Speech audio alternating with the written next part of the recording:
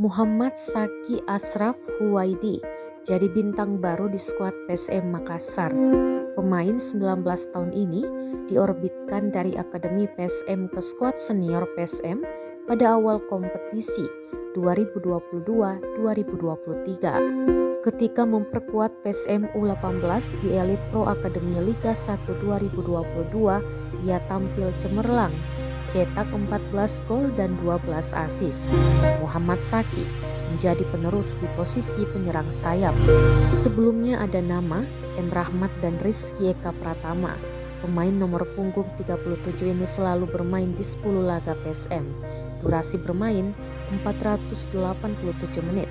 5 kali menjadi starter dan 5 kali bermain dari bangku cadangan. Walau belum mencetak gol maupun assist bagi PSM, Muhammad Saki memberi kontribusi besar bagi tim.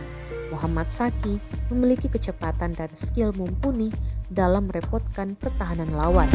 Pengambilan keputusan pun cukup baik, tahu kapan harus menerobos ke dalam jantung pertahanan dan kapan tidak. Ia kerap melewati lawan dengan gerakan ala Brasil. Dalam bertahan, pemain asal Kolaka Utara ini cukup mumpuni. Daya juang, pantang menyerah, dan berani berduel selalu diperlihatkan.